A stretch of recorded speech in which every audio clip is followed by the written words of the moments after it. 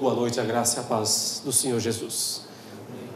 Somos muito privilegiados por podermos nos reunir e estudar a palavra do Senhor nessa instituição, que por tantos anos tem se mantido fiel à exposição, à interpretação e à exposição das Escrituras Sagradas.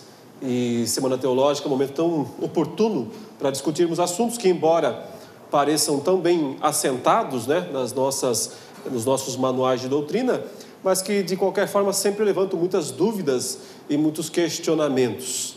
E não é diferente quando se trata de batismo, batismo infantil ou por aspersão. Eu vou logo pedindo desculpas porque só depois de perceber que o meu assunto era na verdade só modo, e eu acabei tratando também sobre quem. Então eu vou falar sobre como e também sobre quem, mas acho que um pouco menos sobre quem. A palestra não vai durar mais que 3 horas, eu farei um esforço aqui, darei pelo menos uns 5 minutos de desconto aí, Muito bem, começamos então, Há um consenso em torno da questão do batismo, mas também há pontos divergentes, Qual é o consenso cristão ou protestante a respeito do batismo? É que ele é uma importante cerimônia instituída pelo próprio Cristo. Ninguém discute isso, a não ser que seja de linha liberal, socinianos, que achavam que o batismo não era necessário, que devia ser realizado pelos apóstolos, e que depois dos apóstolos não se precisava mais praticar. Mas toda a tradição protestante, seja ela calvinista, seja ela arminiana, vai concordar com isso. O batismo é uma cerimônia fundamental, importante, e que foi Cristo quem a instituiu. Um outro consenso é que a ordem principal do Novo Testamento para o batismo é em relação aos novos convertidos, porque o Novo Testamento é dado aos apóstolos num contexto de expansão, de ir por todas as nações, fazer os discípulos e batizar em nome do Pai, do Filho e do Espírito Santo. Então, mesmo nós que cremos e defendemos a prática do batismo infantil, nós entendemos que a ordem primordial do Novo Testamento é para o batismo de adultos, porque se está falando num contexto de evangelização. São os pontos convergentes, há consenso aí, mas os pontos divergentes surgem a partir de algumas considerações. A primeira delas é que nós não temos no Novo Testamento nenhuma passagem que descreva de forma inequívoca, explícita, o modo como o batismo deve ser feito. Ou seja, se é derramar água, se é mergulhar, se é borrifar água. Nós não temos nenhuma cerimônia descrita em detalhes, explícita, trazendo isso de forma inequívoca. Como também não temos nenhuma passagem dizendo de forma inequívoca como que os filhos desses convertidos que iam ser batizados, adultos, porque eram alcançados pela mensagem do Evangelho, mas então como os filhos deles seriam batizados? Teria que esperar eles crescerem para tomarem a própria decisão, ou se eles eram automaticamente incluídos no pacto e batizados ali. Então nós não temos textos explícitos no Novo Testamento, nem para A nem para B, nem uma coisa nem outra. O que, então, nos leva a ter que perguntar como resolver os pontos divergentes. E algo tem que ser reconhecido. Exegeticamente falando, não dá para definir. Exegeticamente falando, é impossível definir as duas questões, porque não temos textos explicitamente mostrando. Não dá para pegar o texto e interpretá-lo, porque ele não existe. Os textos são referenciais, eles fazem referências indiretas, seja para a posição A, seja para a posição B. A resposta, portanto, precisará vir de um exercício histórico-teológico, uma análise teológica do assunto e uma interpretação histórica do mesmo, ou seja, como é que pode ter sido a prática do batismo antes dos apóstolos, durante os apóstolos e depois dos apóstolos. Então, uma análise da tradição apostólica. Inicialmente, isso tem que ser aplicado ao texto bíblico do Antigo Testamento e do Novo Testamento, uma análise teológica histórica. Mas, consequentemente, também a toda a tradição apostólica. E após tudo isso, é forçoso reconhecer que os pressupostos de cada um podem se impor sobre qualquer análise. Então, a tradição, o ensinamento que todos recebem desde pequenos, seja para a linha do batismo por aspersão ou por imersão, tende a falar mais alto, mesmo quando nós somos confrontados com evidências. E por isso, a citação aqui de Turretini, não podemos visualizar sem tristeza que as coisas que foram instituídas por Deus como vínculos e símbolos de união e concórdia entre os cristãos têm se tornado, pela depravação humana, motivo de contendas. Há um só Deus, há um só Senhor, há um só batismo. Ou seja, ele é uma marca da unidade da igreja. A existência de um só batismo é uma evidência, é uma marca, é um testemunho divino de que a igreja é uma só. E curiosamente, isto que é para ser da parte de Deus para os homens uma marca de unidade, se torna um terrível campo de batalha entre irmãos, entre cristãos. O que já mostra que alguma coisa está evidentemente errada nesse ponto. E se você acompanhar qualquer debate na internet entre presbiterianos e batistas no que diz respeito a batismo, você vai entender a fundo o que eu estou querendo dizer. O que é a depravação humana? O que resulta desse tipo de discussão? O nível a que se chega em termos de argumentação ou de ofensas, quando se trata de defender a posição, a própria opinião. Pois bem, rapidamente eu farei uma definição aqui de sacramento, porque ele é importante, essa definição é importante para justamente a minha argumentação depois. Para os protestantes, é o equivalente da palavra grega mistério, que significa aqui não algo culto, não algo misterioso nesse sentido que se tem em português, mas um sinal visível de uma graça invisível, que é a definição dos escolásticos protestantes. Eles é que formularam essa definição, um sinal visível de uma graça invisível. Até hoje não tem uma definição melhor, mais precisa, terminologicamente falando, do que esta. Um sinal visível de uma graça invisível. Ou seja, ele é um sinal que se remete a uma coisa significada. Mas qual é a relação desse sinal com a coisa em si? Esse é o ponto. Aí todas as tradições vão divergir, ou as 4 tradições vão divergir, Os luteranos, os católicos, os calvinistas e os da tradição que eu chamo de socinianos. Vão divergir, cada um tendo uma noção da relação entre o sinal e a coisa significada. Por exemplo, no caso dos católicos, eles não se contentam com essa definição de sinal visível de uma graça invisível, porque para eles não se trata apenas de um sinal, mas da própria graça. Então, não é um sinal de alguma coisa, é a própria coisa, é a coisa em si.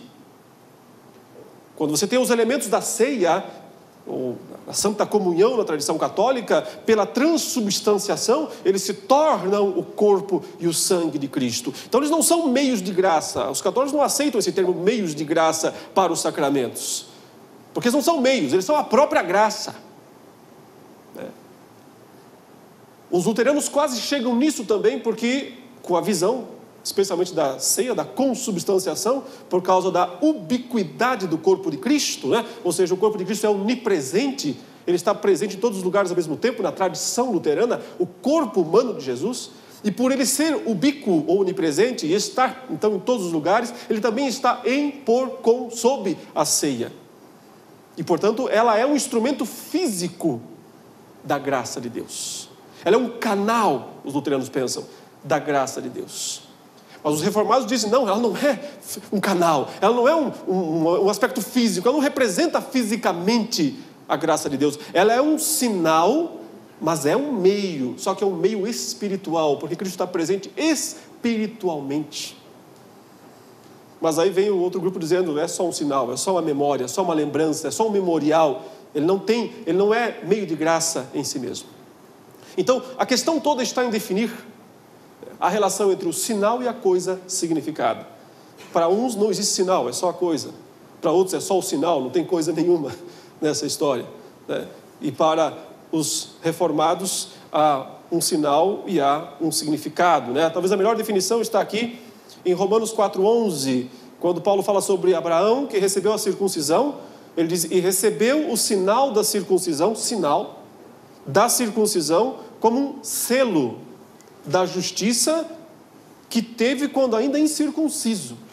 O argumento de Paulo é muito interessante porque ele vem muito ao encontro do que a teologia reformada fala entre sinal e selo. O sinal e o selo, o sinal e a coisa significada. Eles dizem, os reformados, que um não está atado ao outro, um não está amarrado ao outro, como está no caso da tradição luterana ou da tradição católica. Portanto, se pode ter um sem o outro. E o argumento de Paulo é esse, é que ele diz, a promessa que Deus fez a Abraão, ele fez quando ele já estava circuncidado ou antes de ser circuncidado? Aí Paulo diz, antes de ser circuncidado. Aí está a coisa significada, aí está o efeito redentivo em si mesmo. Mas o que o sinal, então, representa, que foi dado depois, Paulo diz, ele é justamente o sinal do selo. Como um selo, como um sinal, que é o selo da justiça da fé. Então, o sinal se remete à fé, que é a coisa significada aqui. É o aspecto invisível, a fé, enquanto que o sinal é o aspecto visível. Essa é a relação toda. Nós podemos ver, como já foi falado aqui na introdução, os sacramentos em ambos os testamentos. E só esses dois. Um de iniciação e um de manutenção. Um de entrada e um de preservação.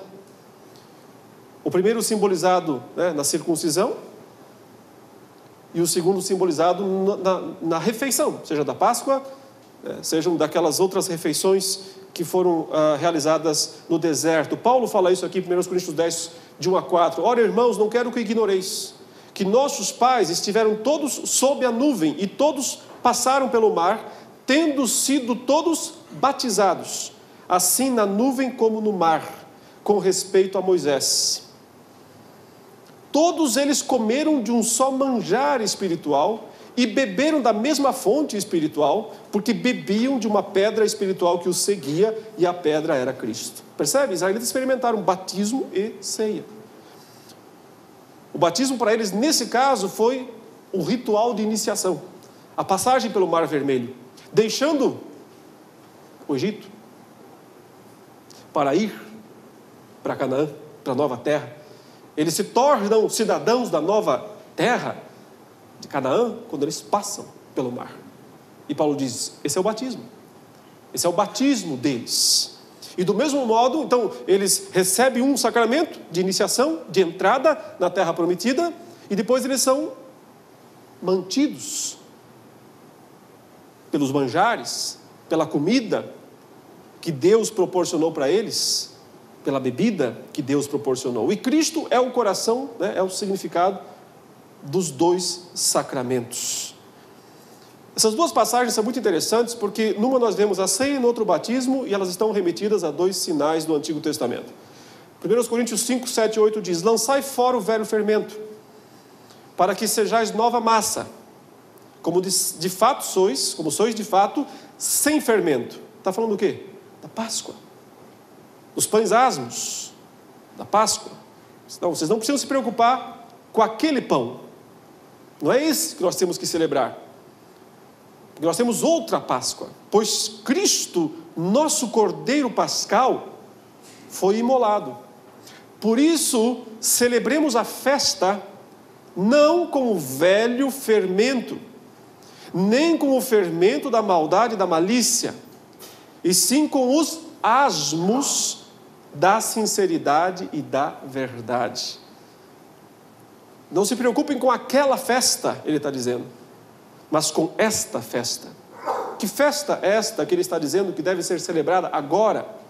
Não com os pães asmos do passado, mas com os verdadeiros pães asmos, que são os pães sem fermento, ou seja, a nossa vida sem maldade, sem malícia, né? A nossa vida transformada, é isso que ele está dizendo aqui, que é o não haver fermento. Que festa é essa? É a festa ágape, a festa da ceia. Isso aqui é 1 Coríntios, capítulo 5, ele está se preparando para falar mais tarde sobre a festa que eles fazem mal feito lá em Corinto, que ele vai dizer tem que ser assim, não pode ser assim. O que você percebe é uma espiritualização do Novo Testamento em relação ao Antigo Testamento no que diz respeito ao sacramento. Deixando de ser uma coisa meramente, ou mais física, para se tornar mesmo algo profundamente espiritual, no sentido de despojar do velho homem e de se revestir do novo homem, de abandonar a hipocrisia, a maldade, a malícia e se revestir da sinceridade, da verdade. O batismo é a mesma coisa. Veja, Colossenses 2, 11 e 12. Nele também fostes circuncidados. Mas não aquela, não por intermédio de mãos, não cortando uma parte do corpo, né, do órgão sexual masculino, não cortando fora a impureza, nesse sentido, fisicamente falando, mas no despojamento do corpo da carne, que é a circuncisão de Cristo. Como é que funciona a circuncisão de Cristo? Tendo sido sepultados juntamente com ele no batismo, no qual igualmente fostes ressuscitados mediante a fé no poder de Deus que o ressuscitou dentre os mortos. Largar o velho homem, despojar do velho homem, despojar da maldade, da malícia, se revestir do novo homem, do homem da ressurreição.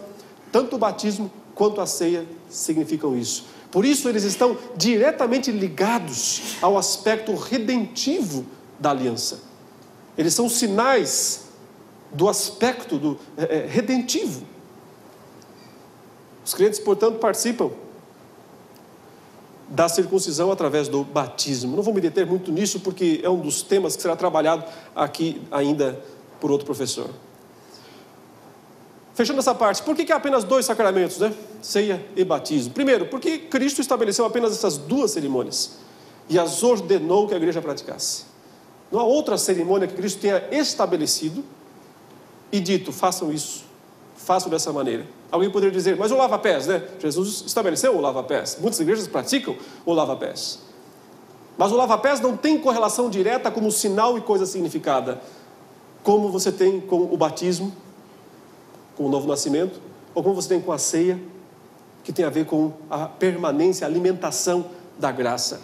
Você não encontra correlação precisa de sinal e coisa significada na cerimônia do lava-pés. E também você não encontra confirmação nas epístolas de que ela é uma cerimônia que toda a igreja deve fazer sempre, como você encontra em relação tanto ao batismo quanto à ceia. Então, o batismo é estabelecido, ceia é estabelecida por Cristo diretamente. E as epístolas confirmam isso como uma prática da igreja. Só essas 2 cerimônias têm isso. Porque somente eles significam e selam a graça salvífica. Significam e selam. Funcionam como selo, portanto, da graça salvífica. Porque no Antigo Testamento havia 2 sinais continuamente praticados: a circuncisão e a Páscoa. E ambos encontram correlação com o batismo e a ceia. E finalmente, a analogia da vida natural, pois 2 coisas a estabelecem e a mantêm: nascimento e crescimento, certo? O batismo é o sinal da regeneração, enquanto que a ceia é o sinal do crescimento, da maturidade espiritual. No resumo, o batismo nos coloca na aliança, a ceia nos mantém nela. Por isso, o batismo é uma vez só. Você só entra na aliança uma vez. Mas a manutenção é contínua. Porque nós precisamos estar o tempo todo sendo alimentados para permanecermos. Mas, especificamente, propósito do batismo. Primeiro, sinal e selo da fé. Tem 2 funções, uma em relação a Deus e outra em relação aos nossos semelhantes. Em relação a Deus, é um dom, é uma garantia. Observe, o batismo não é um testemunho da nossa fé para com Deus. Muitos pensam que nós temos que nos batizar para que Deus se agrade de nós. Está sendo bonzinho, tá? Estamos nos batizando como o Senhor mandou. Ele não é uma obra da fé, ele não é um testemunho da fé.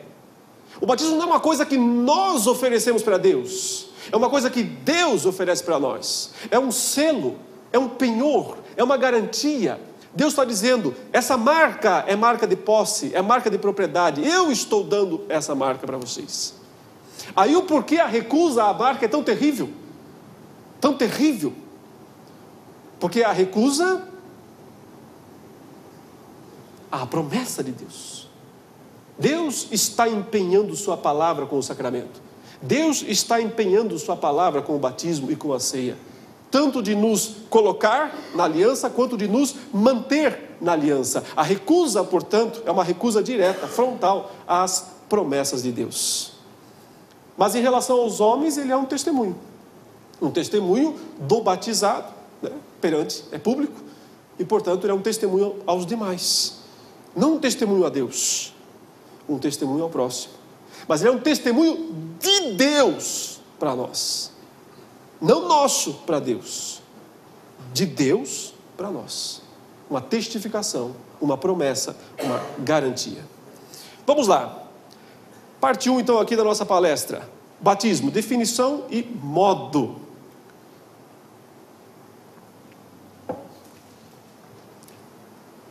Como todos sabem, a palavra batismo, baptisma, deriva do verbo bapto, que significa mergulhar ou molhar. Esse é o significado etimológico, prioritário, né? Praticamente único do termo, enquanto etimologia. Significado da raiz, significado do termo. No grego helenístico, como em Plutarco, ele é usado como afundar. Porém, não afundar até o fundo do rio, até o fundo do mar, mas um afundar superficial, digamos assim. Mas ainda assim, é um afundar. Tanto é verdade isso, que na Septuaginta, o mergulho de Naamã é traduzido com a palavra batismo. Ele foi ebaptizato no Rio Jordão 7 vezes. Que dá a ideia de afundado, mergulhado. Ele mergulhou no Jordão essas vezes todas. Portanto, fora do Novo Testamento, o uso prioritário do termo é etimológico. É afundar, é mergulhar. Agora, a pergunta a ser feita é, no Novo Testamento também? No Novo Testamento também? Porque o Novo Testamento se apropria de terminologia grega, mas frequentemente dá um uso próprio para essa terminologia. É por isso que nós falamos que o que importa quando se trata de analisar termos, sejam eles gregos ou hebraicos, hebraico eu deixo com o Daniel, mas grego especialmente, você precisa analisar o sentido usual e não o sentido etimológico. Porque o sentido etimológico é fixo, é estático. Mas o sentido usual é dinâmico, é adaptável, é sociológico até certo ponto. Ou seja, ele se adapta ao uso, ele se adapta à cultura. E aqui acontece um fenômeno claro com o termo baptizo no Novo Testamento. Porque ele vai, quando será usado, na maior parte das vezes, ele terá uma ideia não de afundar, mas terá uma ideia de lavar. Como, por exemplo, estamos aqui no texto de Marcos, capítulo 7, verso 4. Quando voltam da praça, não comem sem se aspergirem. E há muitas outras coisas que receberam para observar, como a lavagem de copos, jarros e vasos de metal e camas. Então, observe que os termos gregos aqui são: quando voltam da praça, não comem sem se batizarem. E há muitas outras coisas que receberam para observar, como o batismo de copos, de jarros, de vasos de metal e de camas. O que ele está falando? Daquelas cerimônias de purificação de pessoas e de objetos derivadas do Antigo Testamento, mas que tiveram uma adaptação no período intertestamentário. Bom, você não pode imaginar que nesse caso, cada vez que um judeu ia almoçar ou jantar, ele ia tomar um banho no rio. Ele ia lá e mergulhava e afundava no rio para se batizar. Porque evidentemente eles não faziam isso. Você não pode imaginar que ele ia lá e enfiava a cama dentro do rio, né, para afundá-la, para batizá-la. Portanto, aqui o termo não tem conotação de afundar. Não tem conotação de mergulhar. Mas está muito mais apropriado, interpretando aquelas cerimônias do Antigo Testamento de aspersão, que eram todas por aspersão. Que eu vou daqui a pouco citar algumas delas. Como que funcionavam os rituais de purificação no Antigo Testamento. Especificamente, os fariseus, eles praticam isso porque eles têm medo de talvez, ou eles tinham medo talvez, de ter entrado em contato com algum morto, ou com alguém que tocou no morto. E aí o fariseu pensava, vai que eu encostei no cara e o cara encostou no morto. Eu estou impuro cerimonialmente. Eu não posso pegar comida e colocar na minha boca com esse corpo impuro. Eu preciso me purificar. Então ele se batizava. Que é o que ele está dizendo. Eles não comiam sem se batizar. Mas isso não quer dizer que eles se afundassem no rio. Isso quer dizer que eles realizavam qualquer tipo lá de cerimônia com água. Água corrente, normalmente. Água limpa. Para ter essa purificação espiritual. É isso que eles questionam Cristo certo dia, quando dizem: por que transgridem os seus discípulos a tradição dos anciãos? Porque comem sem lavar as mãos. Sem lavar as mãos. É isso que eles fazem aqui. Eles tinham que batizar as mãos. Batizar as mãos, batizar as camas, os jarros, os vasos de metal, o corpo inteiro da pessoa. E evidentemente isso não significava afundar. Esses batismos, Hebreus 9:10 explica dizendo que eram partes daquelas ordenanças do Antigo Testamento, né? Os quais não passam de ordenanças da carne, baseados somente em comidas e bebidas e diversas abluções. Aí está outra vez o termo batismos, né? E diversos batismos impostas até o tempo oportuno de reforma. São essas as cerimônias de purificação do Antigo Testamento que eram aqui praticadas nos dias do Novo Testamento e que o Novo Testamento denomina batismos. Em Lucas 11, 37 e 39, ao falar Jesus essas palavras, um fariseu o convidou para ir comer com ele. Então, entrando, tomou lugar à mesa. O fariseu, porém, admirou-se ao ver que Jesus não se batizara primeiro, antes de comer. Porque não deu um pulinho no rio lá e fez um mergulho, Jesus, né? Evidentemente não era isso. Mas por que não fez o ritual de purificação com água? Que era um ato de se lavar. Então você percebe o quê? O sentido usual, não etimológico, mas o sentido usual do termo tem a ver com lavar. Com lavagem espiritual, não é cerimonial, mas que tem implicação espiritual. E aqui está, portanto, a base, né, para dizer que a etimologia do termo não normatiza a prática. A etimologia do termo não pode normatizar a prática. Porque o uso do termo aponta em outra direção. Antes de ir para o Antigo Testamento, vejam alguns casos. Primeiramente, tentando ser bastante imparcial aqui, né? Casos em que a imersão parece difícil, depois eu falarei também de casos em que a aspersão parece difícil no Novo Testamento. Não sei se vocês sabem, né? Mas o David Martin Lloyd Jones relata, né, que o artigo sobre batismo por aspersão na Confissão de Fé do Westminster foi talvez o mais discutido de todos. Se era para deixar imersão como possibilidade ou não, porque a leitura final da Confissão de Fé diz que ele não é necessário. O batismo por imersão não é necessário, porque é suficientemente cumprido por aspersão ou por efusão. Mas essa expressão não é necessário, teve uma dura votação entre os divines. 25 a 24. 25 a 24. Ou seja, um voto definiu por dizer que imersão não era necessária. Ou seja, o meu assunto aqui é duríssimo. Meu ponto aqui, meu tema aqui não é um tema simples. Não se pode ignorar a complexidade desse fato, desse assunto. E a polarização em torno de uma ou outra prática tende a ser ingênua.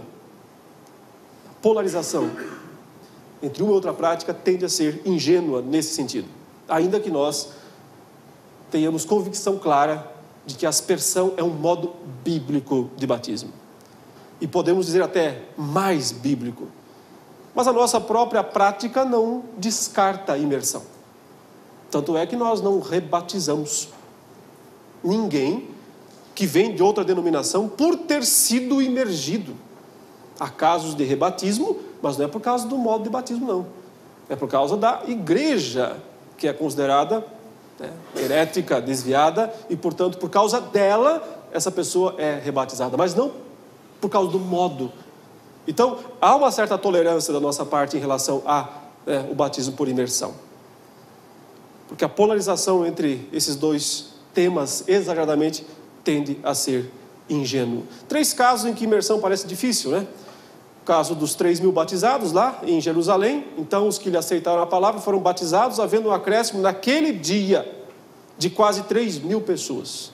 Essa é uma questão meramente, uma conta de logística. Batizar 3.000 pessoas num dia dentro de uma cidade não teria sido nada fácil.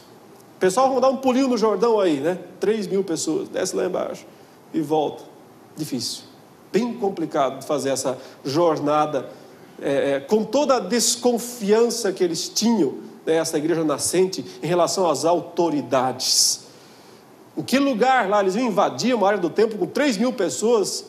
Provavelmente não seriam autorizados a fazer isso lá nas piscinas de Siloé. Eu tenho que tirar todos os aleijados de lá, saiam todos daqui para nós podermos fazer os 3.000 batismos, certo?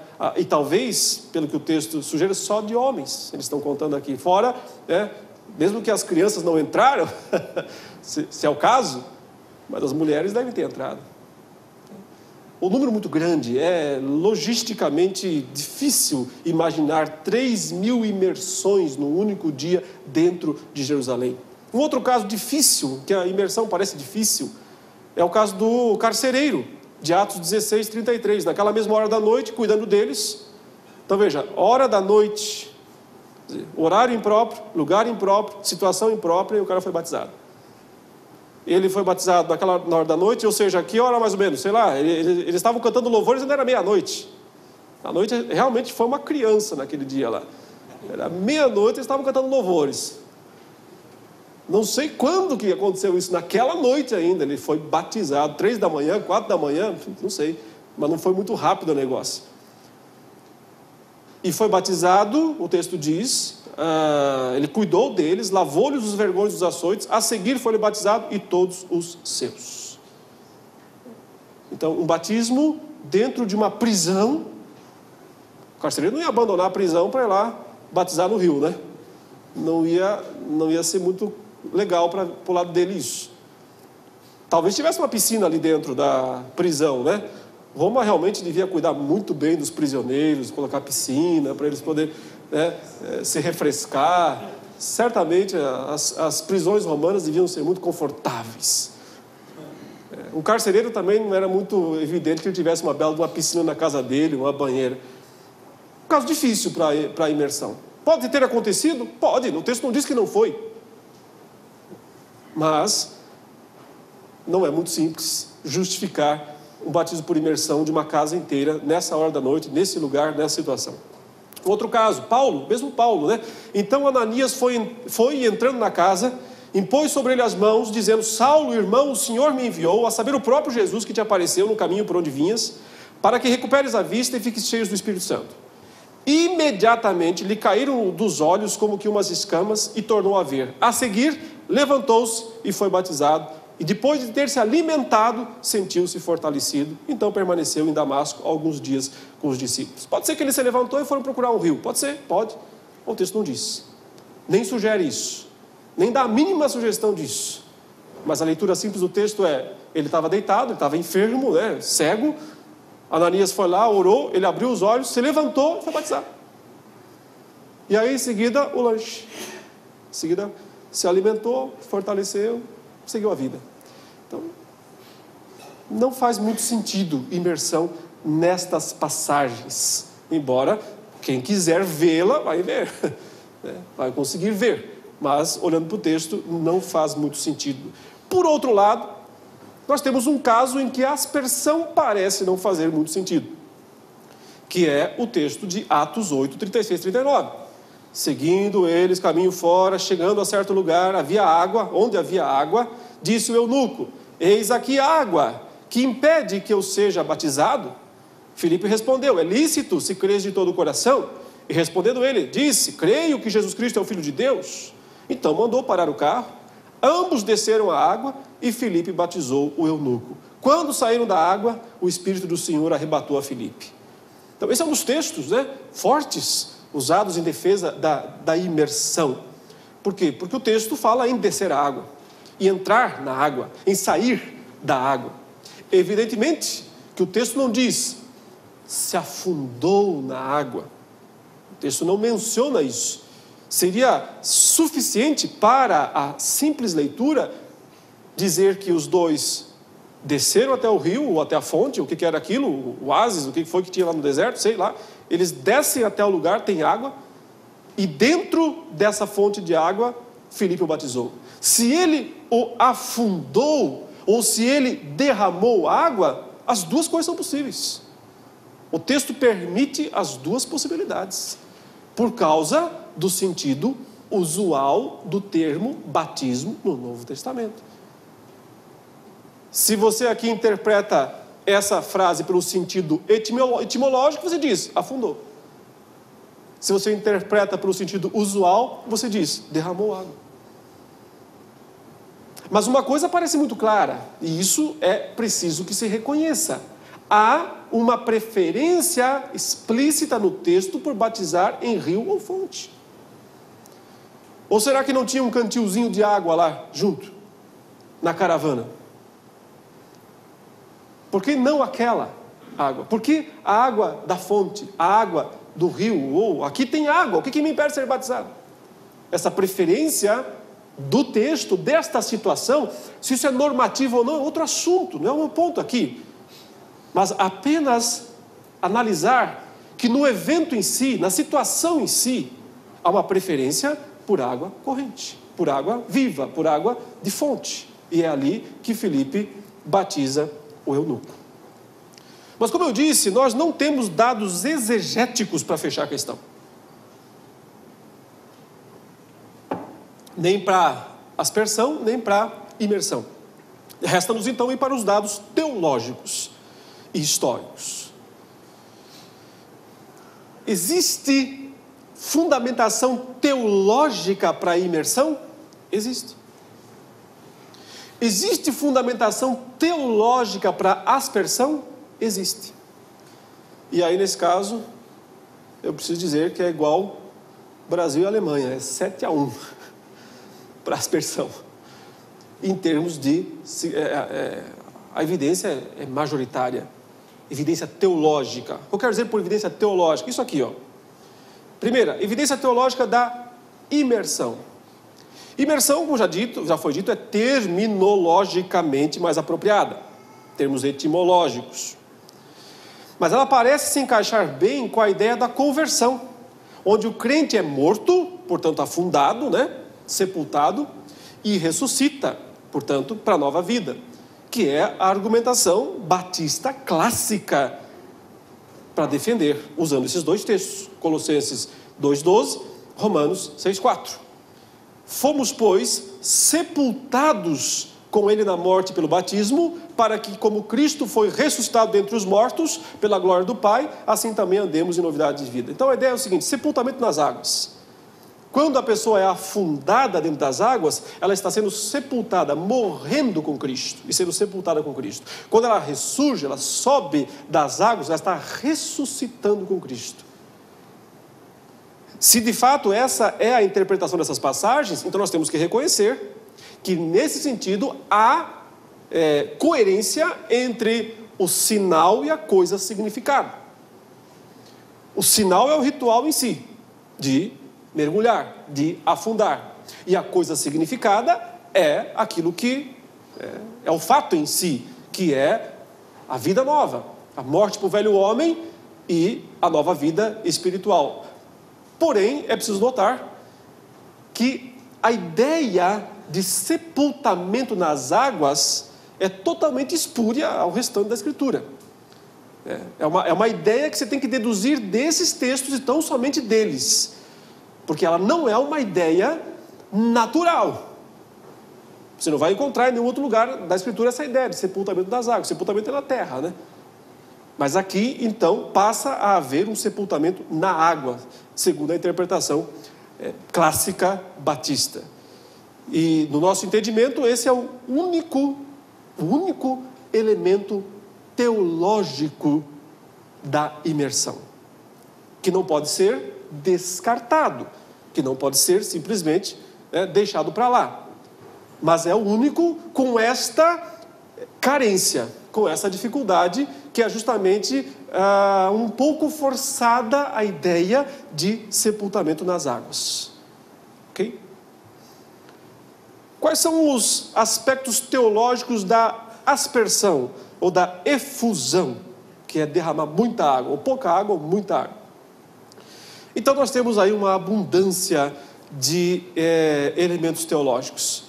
A aspersão parece se encaixar bem com a ideia do derramar da graça divina sobre o crente, como é fato no batismo com o Espírito Santo, com a implicação de lavar os pecados. E aqui, o sinal e a coisa significada estão intimamente ligados, porque o batismo com água é a parte visível, é o sinal visível do batismo com o Espírito Santo, que é a graça invisível, um sinal visível da graça invisível. Um é visível, o outro não. E aí, tanto no Antigo quanto no Novo Testamento, o simbolismo do Espírito é sempre derramar. Derramar. Nunca mergulhar. Mergulhar em. É assim que Pedro interpreta a profecia de Joel. Mas o que ocorre é o que foi dito por intermédio do profeta Joel. E acontecerá nos últimos dias, diz o Senhor, que derramarei do meu Espírito sobre toda a carne. Vossos filhos e vossas filhas profetizarão, vossos jovens terão visões, sonharão vossos velhos, e até sobre os meus servos e sobre as minhas servas derramarei do meu Espírito naqueles dias e profetizarão. Então, o conceito, o ato de dar o Espírito, de batizar com o Espírito, é derramar. O ato é derramar. Como já estava profetizado também em Isaías e em Ezequiel. Isaías 44:3 é interessantíssimo porque diz: porque derramarei água sobre o sedento e torrentes sobre a terra seca.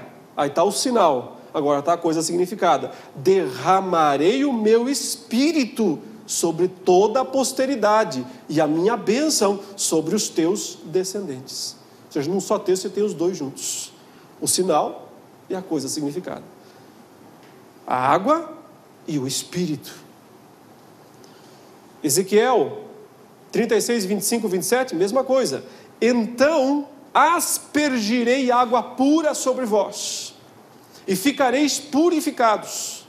De todas as vossas imundícias e de todos os vossos ídolos vos purificarei. Dar-vos-ei coração novo, e porei dentro de vós espírito novo. Tirarei de vós o coração de pedra, e vos darei coração de carne. Porei dentro de vós o meu espírito, e farei que andeis nos meus estatutos, guardareis os meus juízos e os observeis. Mais uma vez, o símbolo e a coisa significada.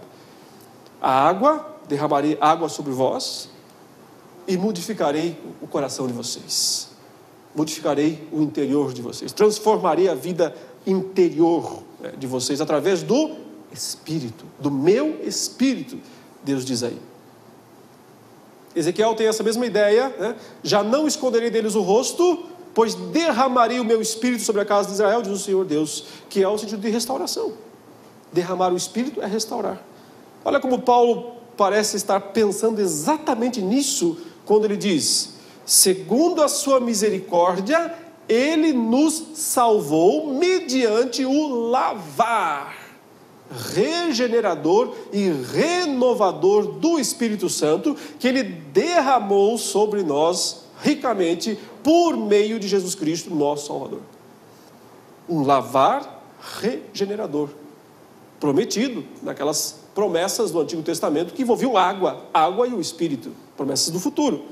E aqui ele diz que isso já aconteceu através do derramar do Espírito Santo sobre nós.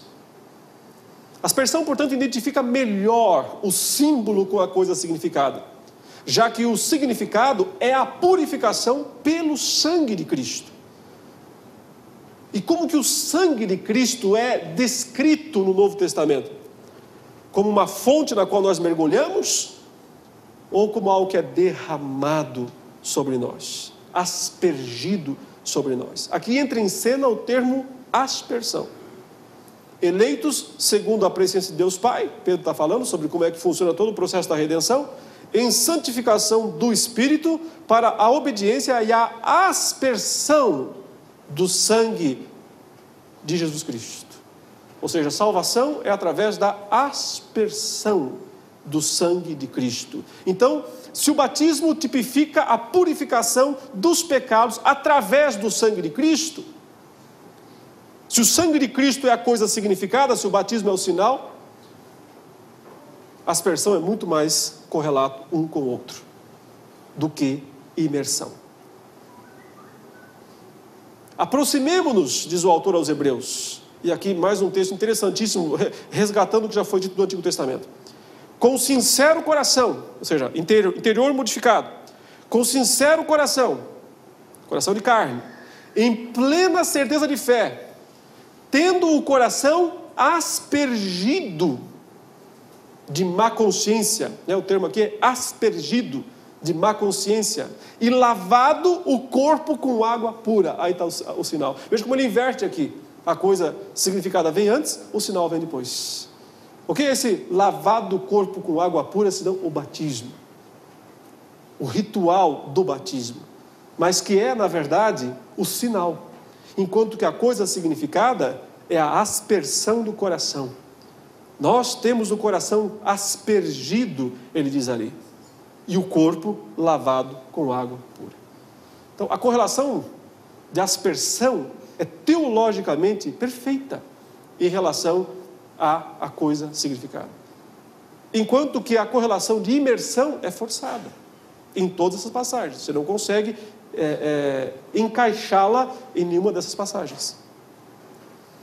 A Jesus, o mediador da nova aliança, e ao sangue da aspersão, que fala coisas superiores ao que fala o próprio Abel. Muito mais o sangue de Cristo, que pelo Espírito eterno a si mesmo se ofereceu sem mácula a Deus, purificará a nossa consciência de obras mortas. O poder do sangue de purificar é a mesma figura da água que lava. Então a aspersão identifica melhor o símbolo com a coisa significada, já que o significado é a purificação pelo sangue de Cristo. Porque todos quantos fostes batizados em Cristo, de Cristo vos revestistes. A ideia, portanto, é, caiu o velho homem, surgiu o novo homem, mudou o interior, mudou o coração, tirou o coração de pedra, colocou o coração de carne. Tais fostes alguns de vós, mas vos lavastes. Mas fostes santificados, mas fostes justificados em o nome do Senhor Jesus e no Espírito do nosso Deus. E talvez a passagem que descreve isso de forma prática, né? E agora, por que te demoras? Paulo disse que foi-lhe dito, levanta-te, recebe o batismo e lava os teus pecados, invocando o nome dele. Eis a prova, portanto, cabal e definitiva de que batismo significa lavar os pecados. E lavar os pecados, portanto, é o sinal, a água é o sinal da coisa significada, que é o sangue, que é aspergido. A figura do sangue é a aspersão.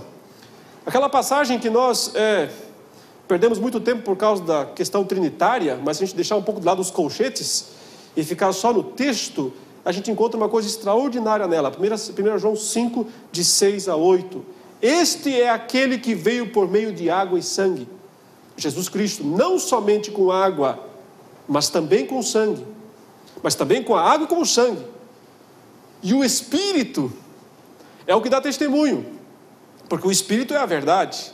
Pois há 3 que dão testemunho: o Espírito, a água e o sangue. E os 3 são unânimes num só propósito. Evidentemente que esse texto não está defendendo aquela ideia trinitária, como depois os colchetes acabaram introduzindo aí no meio. Mas sem eles, você percebe que o assunto é redenção. Você percebe que o assunto é selo, garantia, purificação espiritual. E nesse sentido ele fala de 3 testemunhos: ou do Espírito, ou da água e do sangue. E apesar dos pais da igreja acharem que era a água da lança que furou a Jesus, junto com o sangue, no contexto, já que João é o escritor, tem outro lugar que ele menciona água e Espírito, por exemplo, junto. Quando ele diz: quem não nascer da água e do Espírito não pode entrar no reino dos céus. A água é a água do batismo. É o símbolo da coisa significada. Água e sangue e Espírito, 3 coisas preciosíssimas. Podemos dizer: batismo com água, batismo com o Espírito Santo, e os 2 baseados no sangue de Jesus. A simbologia, portanto, é a mesma. Algumas passagens do AT, agora, para entendermos esses rituais, de onde eles vêm. Eles não surgem num vácuo. Levíticos 14, verso 49, tem uma interessante citação.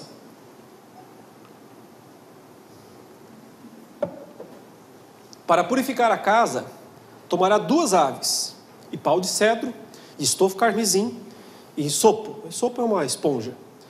E molará uma ave num vaso de barro sobre águas correntes.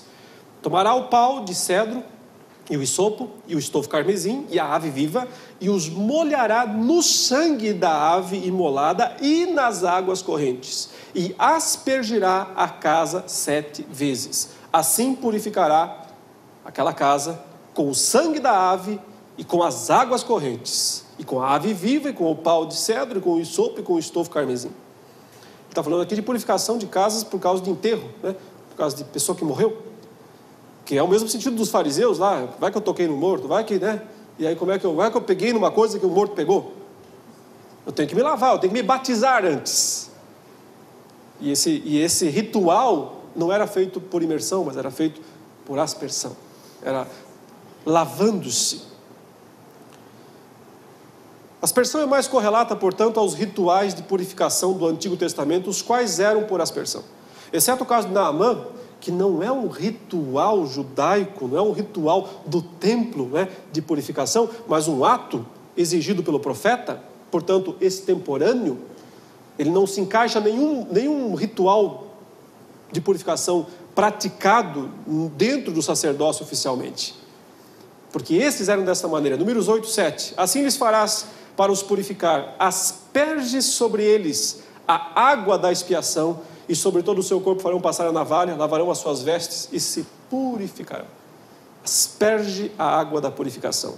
Números 19, 18 diz: um homem limpo tomará isopo, esponja, o molhará naquela água e a aspergirá sobre aquela tenda e sobre todo o utensílio e sobre as pessoas que ali estiverem, como também sobre aquele que tocar nos ossos ou em alguém que foi morto ou que faleceu ou numa sepultura.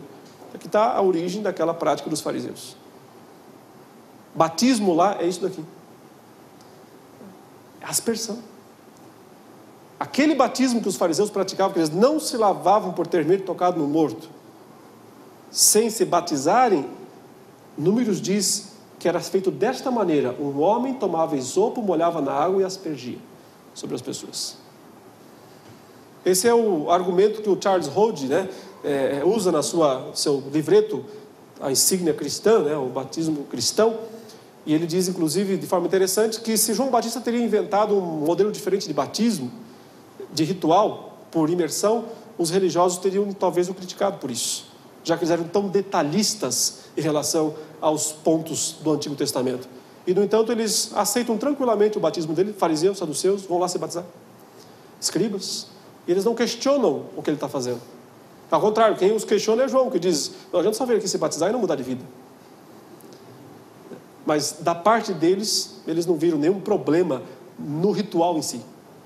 Aí o Rod argumenta que então, portanto, fazia todo o sentido que João Batista estivesse batizando por aspersão.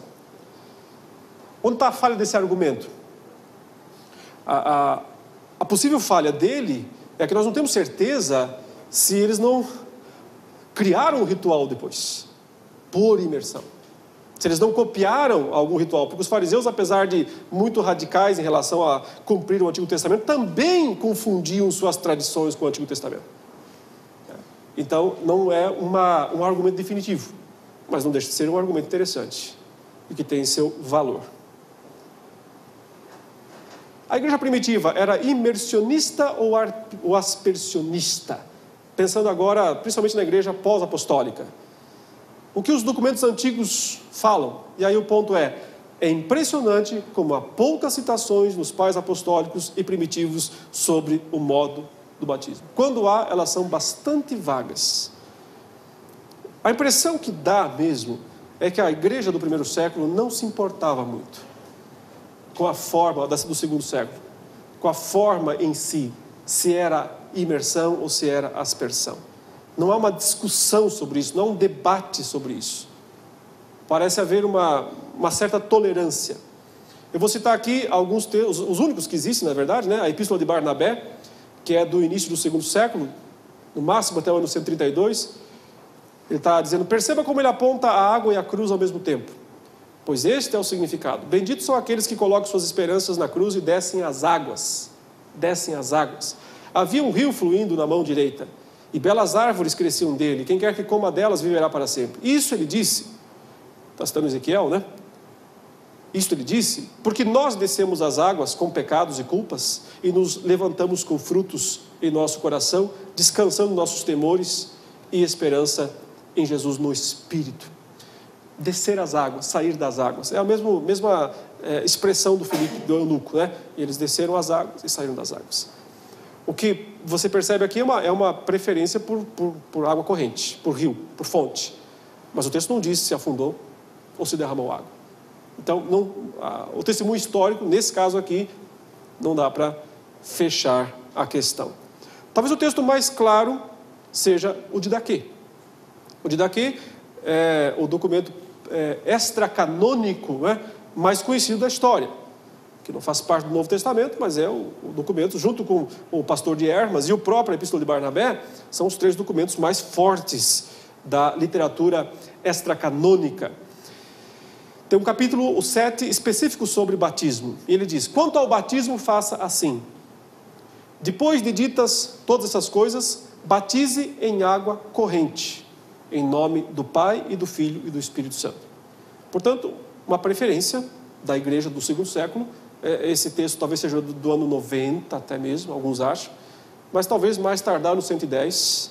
Então é um texto realmente muito antigo da igreja do segundo século e é uma preferência daquela igreja. Observe, nós não fazemos teologia em cima disto. Isto daqui não é um instrumento para definição dogmática, é apenas um testemunho histórico. Nos diz como um grupo de cristãos num determinado lugar, numa determinada época, fazia. Isso aqui é um testemunho histórico, não teológico. A parte teológica já acabou, se você percebeu. A parte teológica aqui da argumentação já acabou. Nós estamos na parte histórica. Então, ele diz, faça dessa maneira, né? Você primeiro batize água corrente, em nome do Pai, do Filho e do Espírito Santo. Se você não tiver água corrente, não batiza, né? Pode batizar. Batize em outra água. Se não puder batizar com água fria, dizer, a ideia é água corrente, água fria.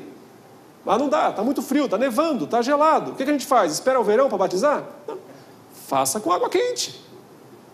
Você percebe a tolerância aqui desse grupo representado por esse documento? Eles não estão brigando por isso. Eles não estão fazendo cavalo de batalha por causa disso. Mas se não tiver nenhuma nem outra, qualquer punhadinho de água resolve. É isso que ele está falando. na falta de uma e de outra, derrame água 3 vezes sobre a cabeça, mesmo que seja água choca, mesmo que seja água suja, mesmo que seja água quente, o que for. E em nome do Pai, do Filho e do Espírito Santo. Antes de batizar, tanto aquele que batiza como o batizando, bem como aqueles que puderem, devem observar o jejum. Você deve ordenar ao batizando um jejum de 1 ou 2 dias. Então, o que você percebe na prática desse período, dessa igreja, é o quê? Eles não são dogmáticos em relação à forma do batismo. Há uma preferência. Parece mesmo haver uma preferência em relação à água corrente, a rio, fonte. Porque isso tem um símbolo de purificação, isso é cultural. Um símbolo de purificação.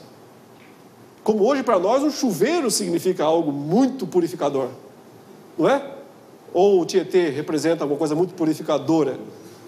Você vai pensar num rio para se lavar. Na mentalidade do homem moderno, o rio não é um lugar para se lavar. Mas o chuveiro é um bom lugar para se lavar. Onde também a água é corrente. Água limpa. Porque o sentido do batismo é purificação. Então, dentro do possível, que seja com água boa. Essa é a ideia deles. Que não se use água ruim. Mas se não tiver, vai ruim mesmo. Porque o que importa não é a água, e sim a cerimônia. A cerimônia é muito importante.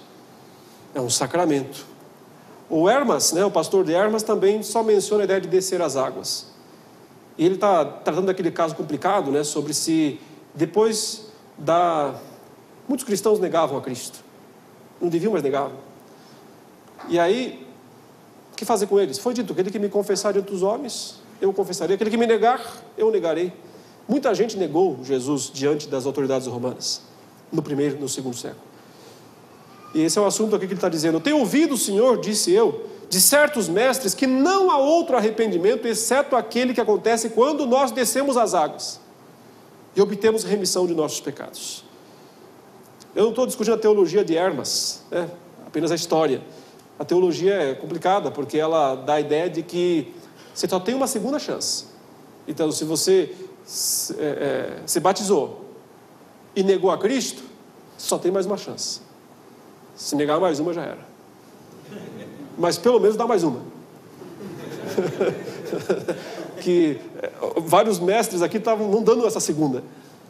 Eles não queriam mais aceitar esse pessoal que tinha negado a Cristo perante as autoridades, para não morrer. Fugiram da morte, escaparam da morte. Enquanto que os outros caras morreram lá. Então, bonito vocês, Vocês escaparam da morte. Agora querem vir aqui tomar ceia, Claro, gente. Enquanto que os nossos irmãos lá estão lá, Então, isso gerou a discussão do pastor de Hermas. E é por isso que há uma resposta desse documento aí, histórico. Mas menciona apenas a ideia de descer as águas. Concluo essa parte dizendo, ao que parece, a igreja do século II tinha uma certa preferência por batizar em água corrente, em rios ou fontes. Esse era o sentido de descer as águas. Se havia imersão, apesar de razoável em alguns casos, não há evidências definitivas de que havia imersão. E a teologia é amplamente favorável à ideia de aspersão. Mas a conclusão da assimilação do fato na igreja do segundo século é que o modo de batismo, portanto, não parece ser algo de grande importância para os primeiros cristãos, sendo que qualquer um deles poderia ser praticado lá pelos primeiros cristãos. Isso parece ser a consequência da leitura histórica. Se eles estão certos ou errados, não é esse o ponto. É apenas dizendo que é o que eles pensavam. É o que os documentos que nós temos nos dão a entender. Eu digo isso após ter tentado estabelecer que, teologicamente, a aspersão é de 7-1, em termos de argumentação, em termos de evidências. A parte 2, eu falaria sobre a parte do batismo infantil, Mas como nós teremos ainda uma palestra aqui no JMC sobre circuncisão e batismo, imagino que ela vai ser coberta, e o nosso tempo já esgotou para isso. Então, ficará para uma outra oportunidade.